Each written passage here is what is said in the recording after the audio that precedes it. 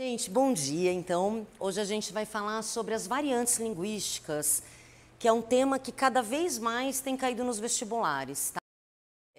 Atualmente é muito difícil, mesmo se você pega assim em FUVEST, cair em questões de gramática normativa, conceitual, né?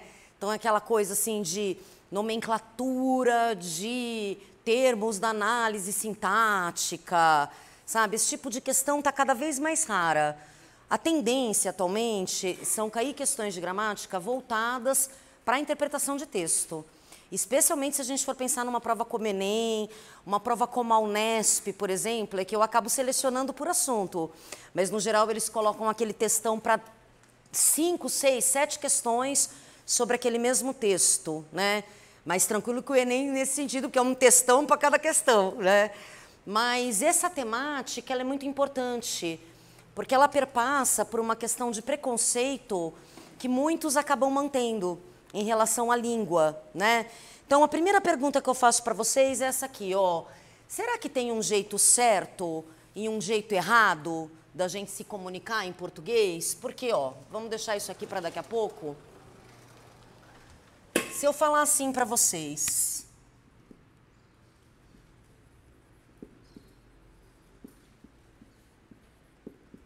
Nós vai lá. Nossa, teria alguns que já falariam, ai, que horror, ai, tá doendo meu ouvido, nós vai, onde já se viu, não pode falar assim, porque é nós vamos. Tudo bem, mas assim, quando a gente fala nós vai, todo mundo entendeu que esse nós é a primeira pessoa do plural. Ninguém vai entender que nós é uma pessoa só. Se eu já marquei o plural aqui, será que existe uma necessidade de fato de eu marcar o plural aqui? Né? Se a gente for pensar, por exemplo, no inglês, antigamente, porque hoje o inglês se conjuga mais ou menos assim, né? I love, you love, they love, todo mundo love. Fica igual. Mas antigamente não era assim. Antigamente também havia uma conjugação, né? Então as línguas, elas vão se transformando.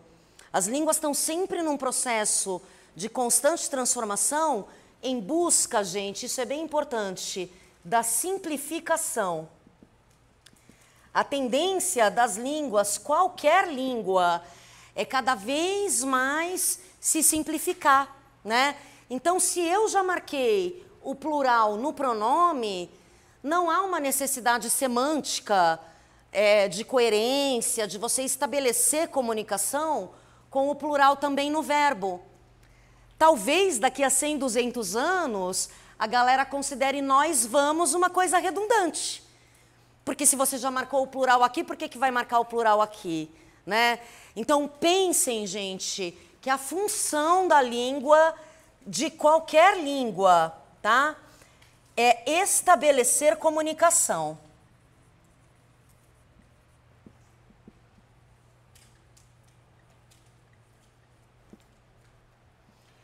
Se você conseguiu se comunicar, é porque tá ok, tá tudo certo, né? E não é em toda circunstância que a gente consegue se comunicar de uma forma adequada. Ó, vou contar uma história para vocês. Eu tenho uma irmã que é 1 ano mais velha que eu, né? Quando ela passou a faculdade, ela estudou biologia na USP. Quando ela passou na faculdade, no ano que ela passou na faculdade, eu comecei a perceber que o jeito de falar dela mudou.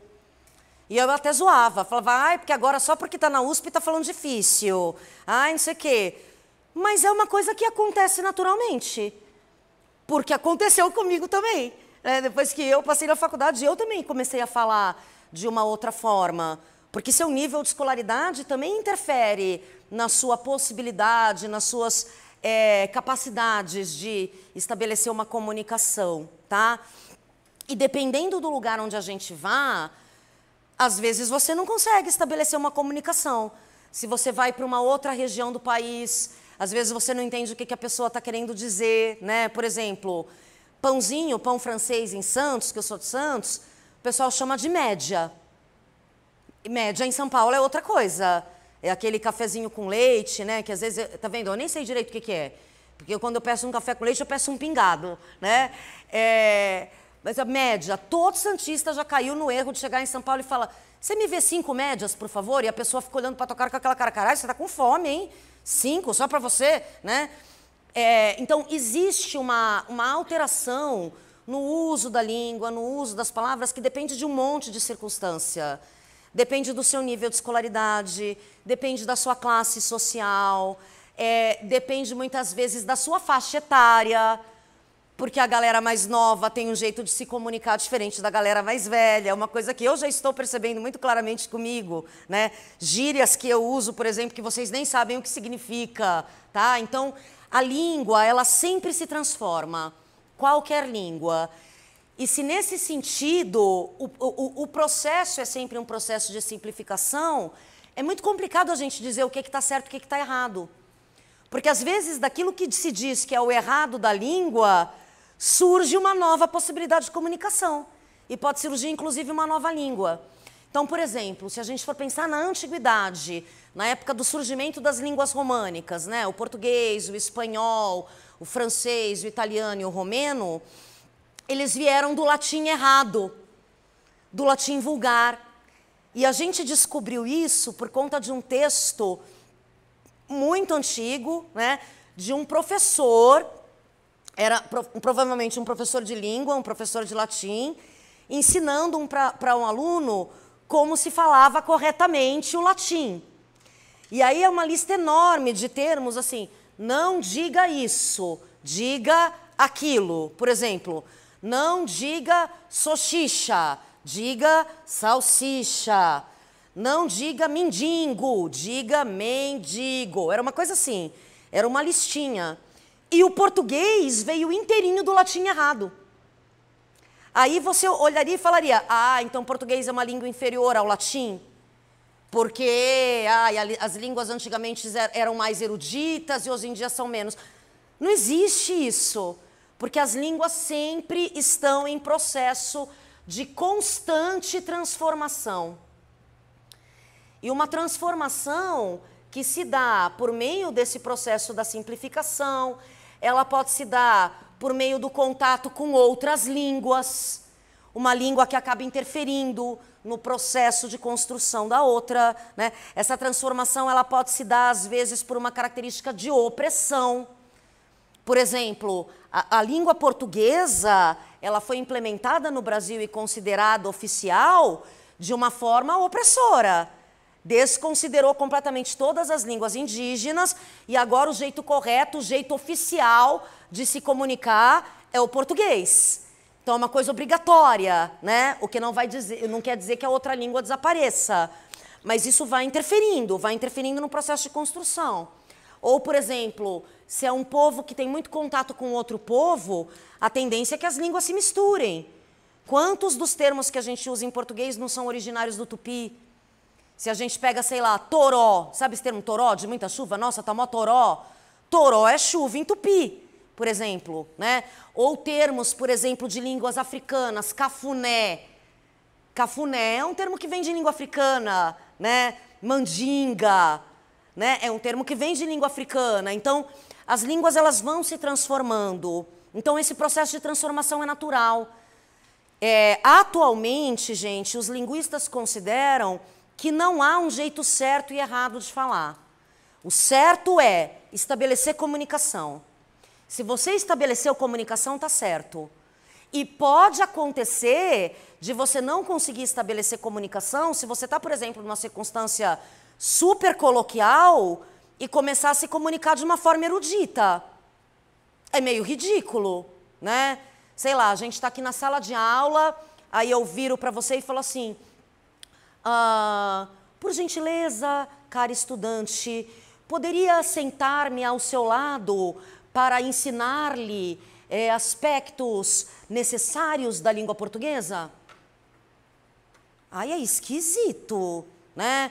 Ou você está numa circunstância que você vai sair com um amigo seu, com licença, senhor, poderia adentrar-me ao seu recinto? Não, você fala, posso entrar aí? Né? Assim, porque não cabe. Então, o mais importante, gente, é a gente perceber, prestar atenção nas circunstâncias de uso da língua, tá? Então, para essa primeira pergunta, existe um jeito certo e errado de se expressar? Não. O que existe é uma necessidade de estabelecer comunicação, que é para isso que a língua serve. Se você conseguiu estabelecer comunicação, é porque está tudo certo, tudo bem? O errado seria não conseguir se comunicar, não conseguir estabelecer comunicação, tá? Então, por exemplo, se eu, em vez de falar nós vai lá, eu dissesse Maria vai lá, estaria norma culta e eu entendi, eu compreendi exatamente da mesma forma. Só que imagina, por exemplo, uma frase assim, ó. Se eu falasse assim, a menina é bonita. Uma frase bem besta. Pronto, maravilha, consegui estabelecer comunicação. Agora vamos supor que eu dissesse assim, ó. Menina é bonita. Não entendi a mesma coisa. Aliás, eu nem entendi o que isso quer dizer. Porque o a é um artigo e na língua portuguesa existe essa característica da gente usar o artigo antes do substantivo. Então não faria sentido você usar o artigo depois do substantivo. Em vez de dizer o livro é verde, eu digo o livro o é verde. Não faz sentido algum. Então isso estaria errado. Por quê? Porque eu não estabeleci a comunicação. Tudo bem até aqui, gente? Então pensem nisso, tá? Para não cair nessa ideia de preconceito linguístico, que é uma coisa que pode te fazer errar questões de vestibular, especialmente questões do Enem. Tanto que vocês vão ver que na listinha de exercícios de vocês, eu coloquei várias questões do Enem do ano passado, do ano retrasado, do ano anterior. É um tema que despenca, tá, no Enem, para a gente conseguir perceber essa questão da possibilidade de estabelecer comunicação, né? Então, essa ideia de que as línguas se degeneram, que as línguas antigamente eram mais puras, que você pega um inglês arcaico que tinha conjugação, aí o inglês contemporâneo não tem, porque o inglês arcaico é mais bonito, é mais erudito, é mais correto. Isso também não existe. Se fosse assim, não existiria língua portuguesa. Se as línguas se conservassem o tempo inteiro, nós ainda falaríamos latim até hoje. E isso não é possível, porque o mundo vai mudando, a sociedade vai mudando e a língua necessariamente é uma manifestação social. Por exemplo, se a gente começar a pensar naquela questão polêmica do gênero neutro, né? Tá certo ou tá errado? É complicado dizer se uma coisa tá certa ou tá errada na língua. Agora, uma coisa é fato. Se isso pega, se todo mundo começa a se comunicar dessa forma com gênero neutro, talvez daqui a 100, 200 anos isso já faça parte da norma da nossa língua. Pode ser. Só que a gente precisa de um tempo para saber se isso vai acontecer ou não, né? Para ver se aquilo pega ou não. Agora, de qualquer forma, a língua é uma manifestação cultural, né?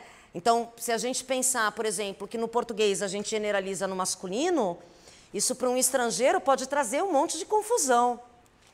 Gente, tem um vídeo que eu amo. Queria que vocês assistissem depois, está no YouTube, é super fácil de encontrar. Tem uns 5 minutinhos, mas essa é a primeira vez que eu vi, eu rolei de dar risada. Eu não sei se comentei com vocês já desse vídeo, que é a professora gringa. Já comentei desse vídeo com vocês? É uma mulher que casou com um brasileiro e mora no Brasil, e ela é natural de língua inglesa. Eu não me lembro de onde ela é, eu acho que ela é dos Estados Unidos. E ela estava tentando aprender o português. Estava aprendendo, estava falando super bonitinho, assim.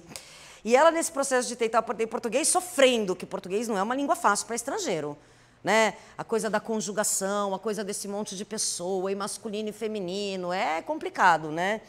Tanto que é muito comum o estrangeiro falar a sofá em vez de o sofá, porque como se você vai saber que uma palavra é masculina ou feminina? Não tem sentido, não tem a ver com gênero, vocês entendem?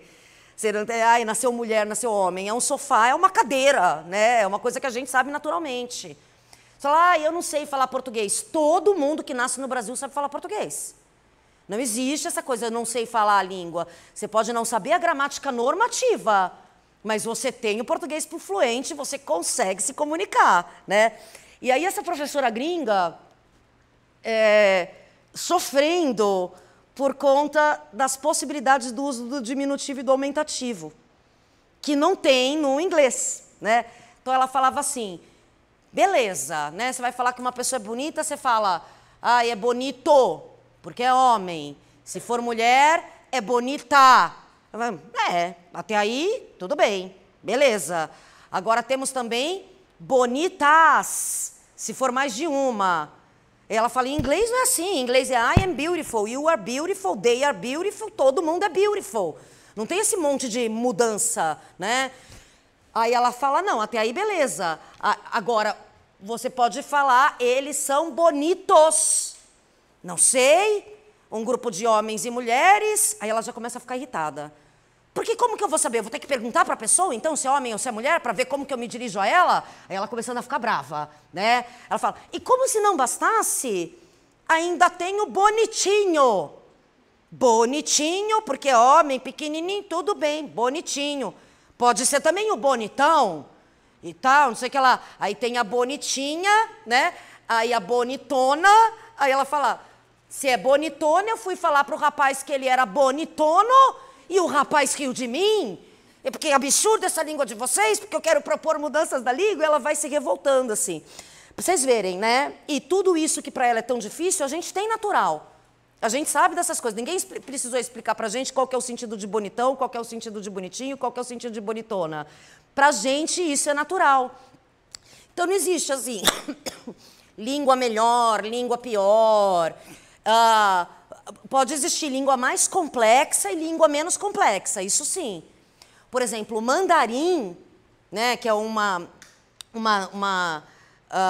afluência ali do chinês, né, o mandarim, é considerada a língua mais complexa de todas as línguas do mundo. O português, junto com o alemão, estaria em 8ª posição nessa tabela. É uma língua complexa, é uma língua tonal. A gente não faz nem ideia do que seja isso.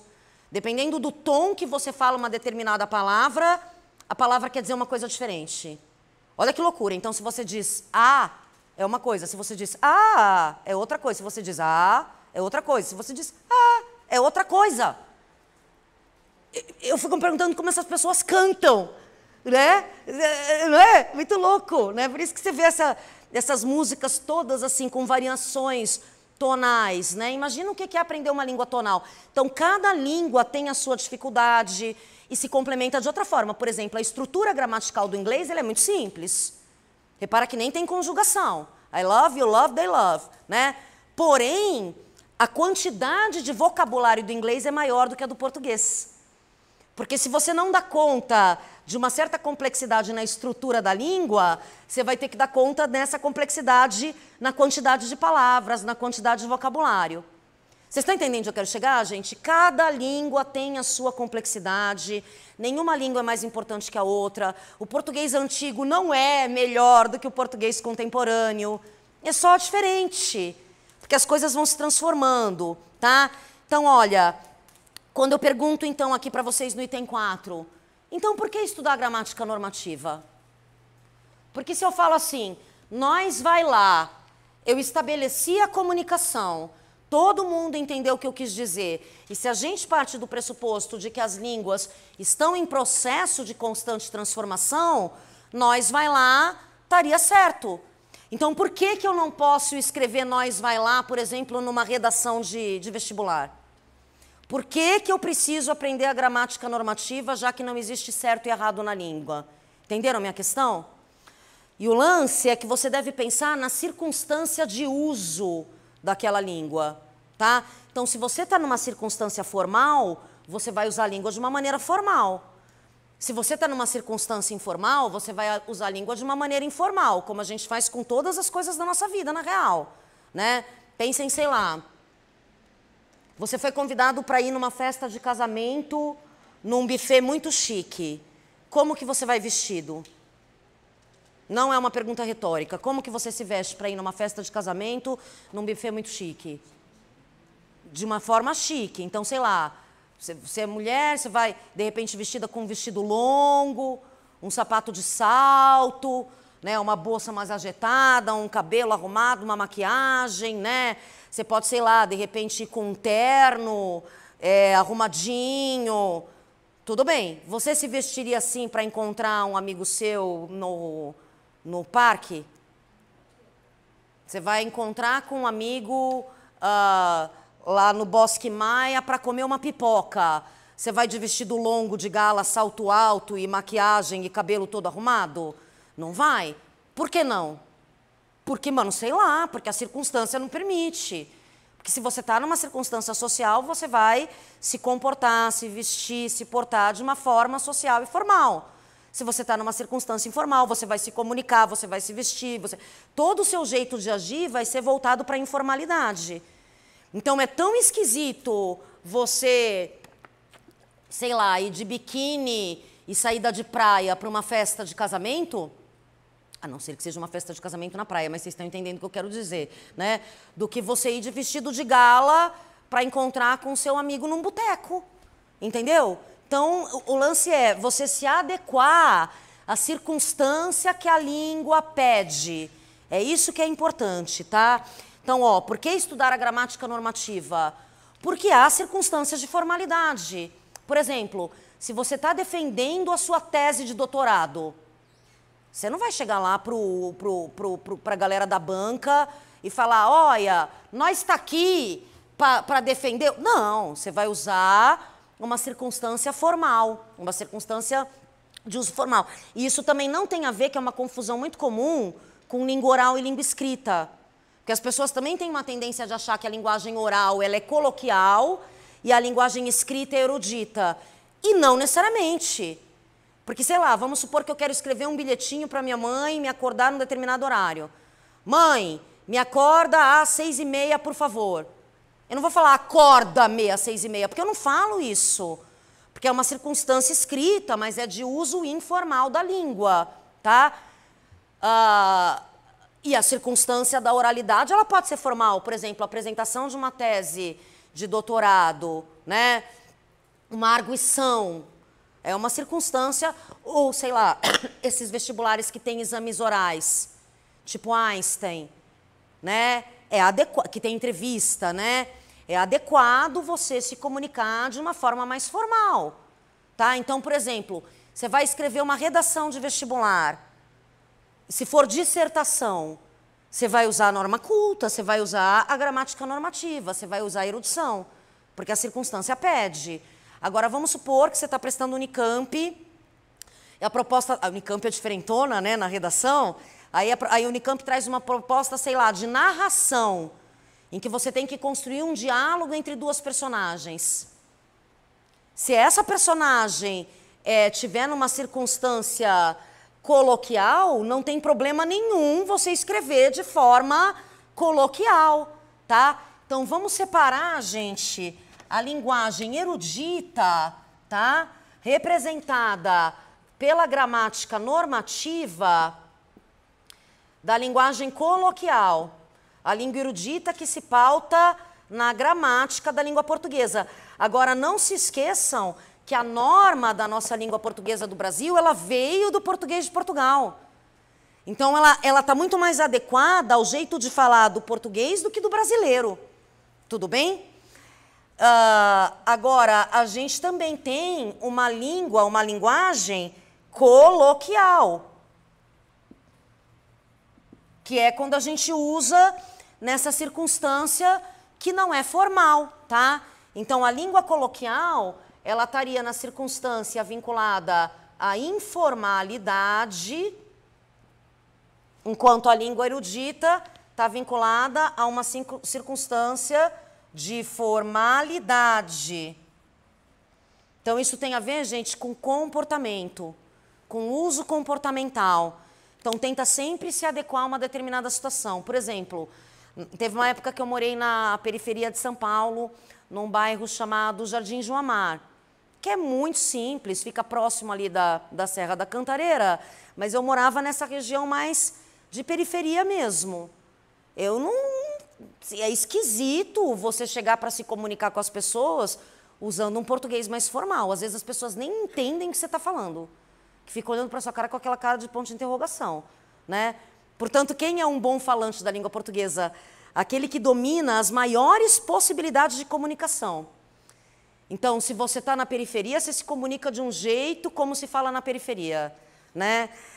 Sei lá, você vai ver um show dos Racionais. Não espere gramática normativa, porque não cabe naquele espaço, né? Agora, você vai assistir, já faleceu, mas você assistiria a um show sei lá, de um João Gilberto. Aí ele já vai se comunicar de uma forma mais normativa. Então, é sempre pensar, gente, na circunstância de uso.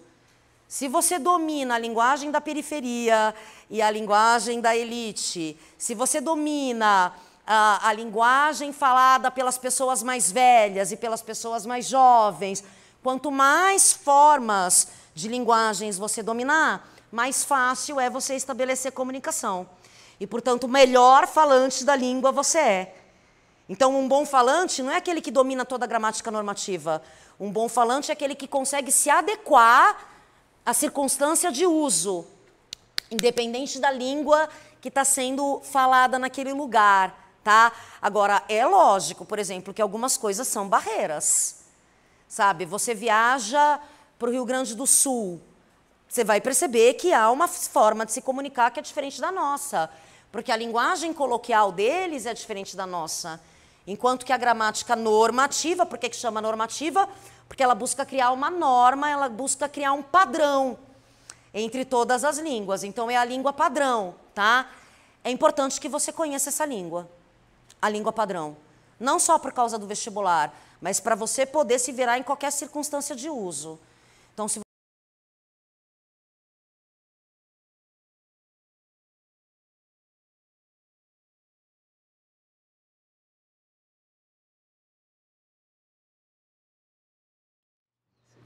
Obrigada.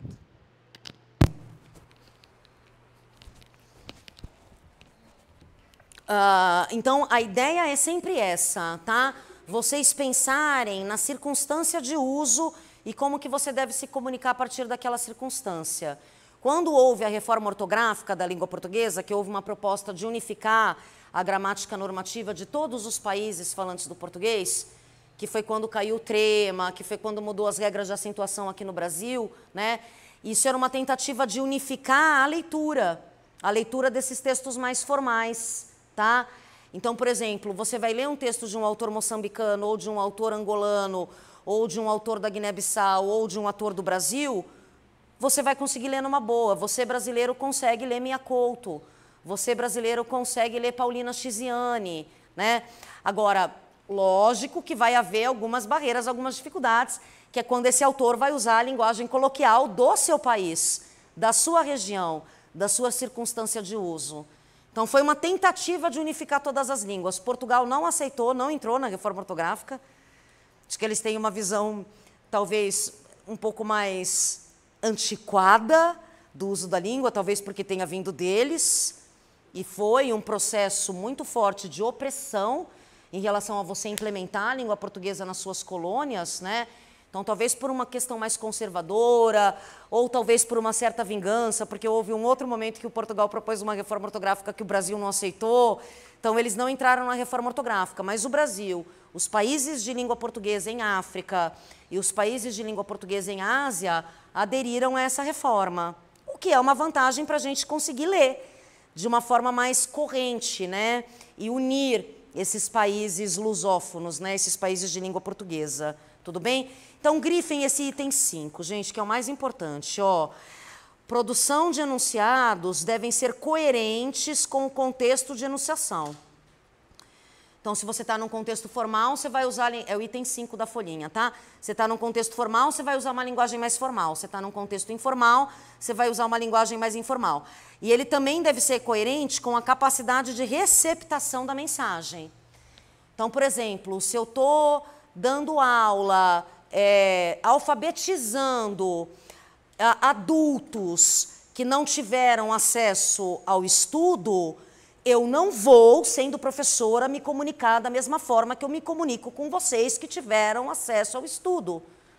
Porque, vocês estão entendendo, gente? A possibilidade de compreensão é diferente, não é nem melhor nem pior.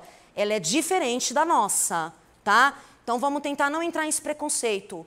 Porque, no final das contas, gente, hoje pega muito no vestibular essa questão do preconceito linguístico.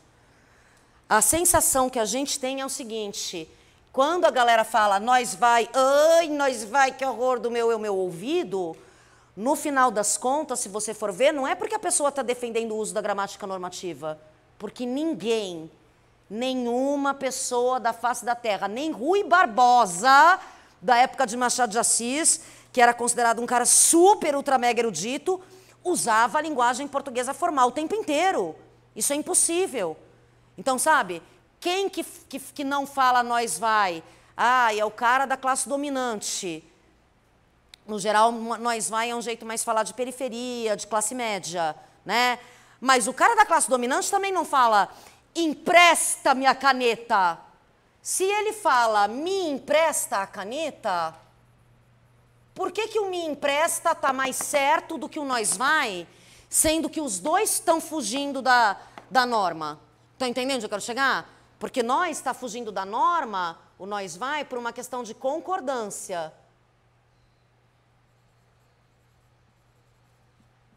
Se eu uso o pronome no plural, eu tenho que usar o verbo no plural, tá? Agora, o me empresta tem uma questão de colocação pronominal. Porque pela norma, eu não posso começar uma oração com pronome oblíquo. Então, no fundo, vocês estão entendendo onde eu quero chegar? No fundo, isso esconde um preconceito de classe. Preconceito com pobre, para variar, como sempre. Então, cuidado com esse preconceito linguístico. Até porque, gente, ó, Oswald de Andrade, esse poema que eu coloquei para vocês, é um poema da primeira geração do modernismo no Brasil. É um poema que tem 100 anos já de publicação, tá? E ele já discute, por exemplo, o uso da colocação pronominal. Então, ele vai dizer, dê-me um cigarro, diz a gramática do professor e do aluno e do mulato sabido. Mas o bom negro e o bom branco da nação brasileira dizem todos os dias, deixa disso, camarada, me dá um cigarro. Eu sou brasileiro, eu uso o pronome antes do verbo. Então, eu vou falar me dá e eu vou escrever me dá. Se vocês forem pensar nos modernistas, gente, 1922, já tem mais de 100 anos isso. Mário de Andrade não escrevia, quando ele publica o Macunaíma, ele não escrevia a conjunção condicional como se fosse um se. Se você for até lá, não. Como que ele escrevia? Si, S-I. Valorização da oralidade. Ele pensou, eu falo si, eu vou escrever si. E tá tudo certo. Então, se você tem esse olhar de que para a gente se comunicar, a gente precisa o tempo inteiro utilizar a gramática normativa, você tem um olhar muito antiquado sobre a nossa língua, que está mais de 100 anos atrasado, né? Eu me irrito muito quando eu vou à padaria e falo assim, eu gostaria de 2 pãezinhos e 1 litro de leite. Ah, você gostaria? Você não gosta mais? Gente, é uma circunstância de uso da língua, pelo amor de Deus, é para você não aparentar grosseiro. Ah, me dá aí 2 pão, entendeu? Pô, sabe? Então, é isso que você tem que sacar. Circunstância de uso, tá? E aí as variantes, gente, elas podem ser de 4 tipos, que eu anotei para vocês aqui.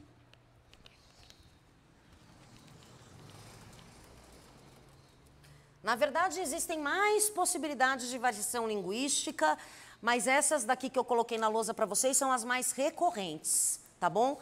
Então, quando a gente pensa, por exemplo, em variação diatópica, pensem de topos do grego, lugar, tá? Então, as variações diatópicas, elas são as variações geográficas. Elas têm a ver com o lugar onde você mora, tá? Por exemplo, paulista fala de um jeito diferente do gaúcho, que fala de um jeito diferente do pernambucano, né? A questão do sotaque, por exemplo, mas a questão até de determinadas palavras, né? Como eu citei para vocês. Aliás, não precisa nem ir tão longe. Santos e São Paulo já tem essa questão da média, e aqui a gente fala mesmo pãozinho, né? Aí, se você fosse para o sul, eles chamariam de cacetinho, o que para a gente já soa bem esquisito, né? Me dá um cacetinho, para a gente parece que a pessoa está falando outra coisa, né? Ou, por exemplo, sei lá, Portugal e Brasil.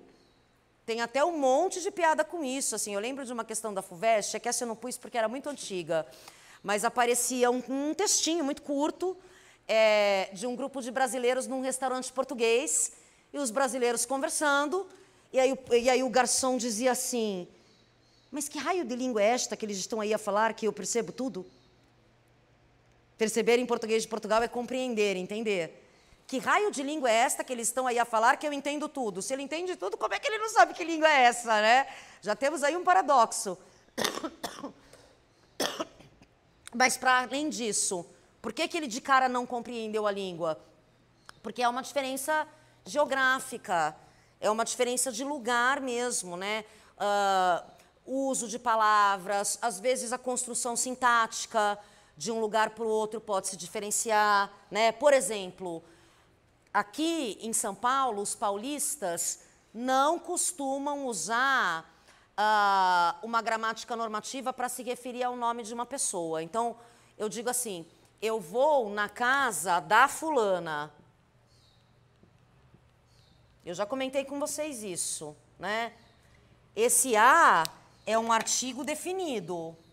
Se eu já estou definindo o nome da pessoa aqui, eu não preciso do artigo definido. Nesse sentido, os nordestinos se comunicam de uma forma muito mais normativa, porque eles dizem, eu vou à casa de fulana. Eu já marquei o nome próprio aqui, eu já especifiquei aqui, então eu não precisaria especificar aqui. Isso é uma mudança geográfica, tudo bem? Então pensem nessas variações diatópicas como essas variações de lugares. Cada lugar vai ter o seu jeito de se comunicar que é diferente do outro, tá? Até aqui, beleza? Variações diastráticas, né? Pensem em estratos sociais. Pensem em classe social. Uma variação de classe que os linguistas ampliaram também para gênero. Então, jeito de mulher se comunicar, jeito de homem se comunicar, ou atualmente essa questão super polêmica que foi tema de questão da Unicamp do ano passado, que é o gênero neutro, né? Seria uma variante diastrática, tá? Então, o humano da periferia, ele se comunica de uma forma diferente do playboy. E se você é playboy e chega na periferia falando do jeito de playboy, o povo vai te olhar estranho. Então, quem que é o bom falante? É aquele que vai se comunicar na periferia com o jeito da periferia. Junto com os playboy, que nem os playboy. Esse é o bom falante da língua, tá? Então, pode haver uma variação, um jeito de se comunicar diferente de classe, de gênero, tá? Muita gente amplia também para a questão da idade, da faixa etária da pessoa. Tem gírias que eu falo que eu percebo que já estão muito distantes do universo de vocês. E meu filho, que tem a idade de vocês, às vezes ele chega com umas coisas que eu não entendo. Falando, nossa, mas o que é isso que você está falando? Né? Ou se eu for pensar na geração da minha mãe, que era... Pensa no Roberto Carlos falando, ai, é uma brasa, mora, bicho. Você fala, hoje em dia, o que é isso? É uma brasa que diz, ai, é muito legal, né? E tudo vai se transformando. Então, isso tem a ver com classe, tem a ver com faixa etária. A minha avó, por exemplo, usava o vós. Para ela, o vós era coloquial. Ela falava para mim e para minha irmã, vocês já arrumaram a vossa cama? Imagina que uma pessoa mais jovem falaria dessa forma.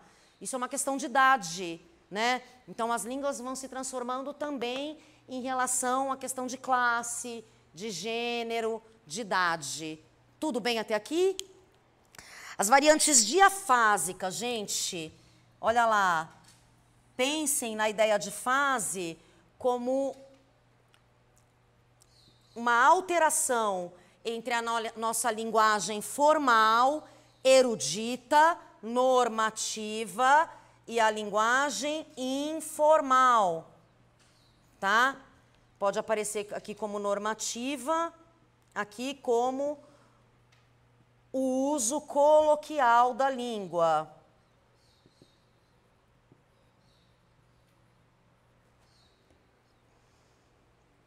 Então, eu falo meu, eu falo mano, né? É uma coisa de paulista, da minha faixa etária, né? Ou sei lá, eu sou de Santos. O meu, tu não sabe, que aparecia lá na canção do Charlie Brown, né? Meu, tu não sabe o que é. Meu, tu não sabe, era uma questão de Santos daquela faixa etária. Hoje em dia, a galera lá mais jovem de Santos já não fala mais tanto meu, né? Então, isso tem a ver com essa com esse uso mais formal ou mais informal da língua, circunstância de uso, tá? E as variantes diacrônicas, gente, pensem em cronos, do grego tempo, né? Mas eu não tô falando de faixa etária, tá? Faixa etária fica aqui para as variantes diastráticas. Eu tô falando aqui de alterações históricas, processos históricos, tá? Pelos quais passam as línguas nessa constante transformação. Então, se você pega um português arcaico, a gente não vai dizer que ele é melhor, que ele é mais evoluído, que ele é mais elaborado do que o português contemporâneo. Ele é apenas diferente, exatamente, tá? Mas, de fato, vai transformando. Por exemplo, antigamente o pessoal dizia loura. Hoje, mas você não encontra ninguém falando loura, loira, né? Pelo menos em textos escritos, tá? Isso pode ser uma variação diacrônica. Ou, por exemplo, no português medieval, o pessoal pega tanto no pé do gênero neutro, ouçam essa, no português medieval, eles não... E não existia gramática normativa ainda, então cada um escrevia do jeito que queria, imagina o inferno, né? No português medieval, você vai encontrar numa cantiga de amor, Minha Senhor. Minha Senhor é minha senhora. Mas eu não marquei o gênero aqui na palavra. Eu marquei o gênero apenas no pronome. E tá tudo certo, porque ninguém vai entender que eu estou falando de um homem. É Minha Senhor, eu já marquei o gênero aqui. Então, essa é uma variação de tempo. As línguas foram se alterando, né? Tem uma cantiga de amigo, também em português medieval, que o trovador diz: ai, Deus, o é. Olha isso aqui. Isso aqui é um português arcaico. O é. Esse u é uma abreviação para unde, que seria onde. E é uma abreviação para ele, e o ser, estar. Que não, eles não marcavam tanto essa diferença entre o ser e estar no português arcaico. Então, o quer dizer onde ele está. E que não tem nada a ver com o jeito que a gente fala hoje, mas é português do mesmo jeito. Porque as línguas, de novo, elas estão em processo de constante transformação, tá?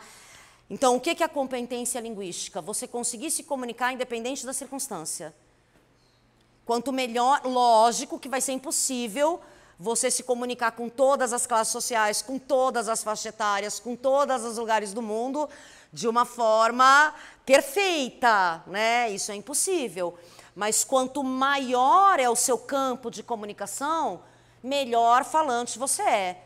Daí a necessidade da gente dominar o uso da gramática normativa. Até porque, se você não domina o uso da gramática normativa, você pode sofrer preconceito. Tipo, você está fazendo uma entrevista de emprego, chegou lá com Nós Vai, o cara vai olhar para tua cara e vai, não vou contratar esse cara não, porque ele não sabe nem falar. É uma ideia super preconceituosa, super antiquada, mas as pessoas pensam dessa forma. Então, liberdade não é você escrever e falar do jeito que você quer. Liberdade é você conhecer a norma para poder romper com a norma quando você quiser. E aí vai ser uma escolha sua. E aí não é uma falta de habilidade, uma falta de conhecimento, é uma escolha, uma opção. Vocês percebem a diferença? Eu estou escolhendo usar a norma coloquial. Eu estou escolhendo usar a norma erudita. Isso tem que ser uma escolha, porque senão isso pode te causar um processo de exclusão social, tá? Então, para que você não sofra preconceito, primeiro, tente não praticar esse preconceito. Não se esqueçam que preconceito linguístico, no fundo, no geral, não em todos os casos, mas no geral é preconceito de classe. Porque ninguém questiona o jeito do rico falar. Mas o jeito do sujeito periférico lá, né, do morador de periferia, do cara da favela, todo mundo questiona e todo mundo diz que está errado. Tudo bem? Então, se você tem uma música do Legião Urbana, vocês conhecem Faroeste Caboclo? Que o protagonista, quando vai morrer, né, ele vira pro... Como é que era o nome do cara que matou ele, João de Santo Cristo? Que era o rival dele na música, no Faroeste Caboclo? Ah, esqueci o nome do antagonista dele. Mas quando ele vai morrer, o cara é mó covarde, né? Pega ele de costas. Aí ele vira pro cara e fala: olha pra cá, filha da puta sem vergonha. É adequado para essa canção? Para essa canção é adequado. é aquela personagem no momento de raiva, no momento da morte, está usando uma linguagem chula, mas é a reprodução da linguagem dele. Dentro da classe social dele, dentro da etnia dele, dentro do momento de raiva dele, ele está falando daquela forma. E aí você pensa, por exemplo, num Guimarães Rosa, que usa um monte de neologismos, que se pauta pra caramba na oralidade do mineiro, sei lá, é linguagem coloquial. Meu, não é! Guimarães Rosa é super erudito. Guimarães Rosa falava 16 línguas fluentemente, esse homem. Fluentemente, fora que eles não... Porque quando você fala uma língua fluentemente, no geral se arranha uma segunda, né? Eu estudei alemão na faculdade, alguma coisa de holandês eu entendo, sabe uma coisa assim? Você é estrangeiro e estuda espanhol, alguma coisa de português você vai entender, porque são línguas parecidas, né? Imagina um homem que falava 16 línguas. O cara era uma sumidade. Usava um monte de influência de estrangeirismo e inventava palavras novas.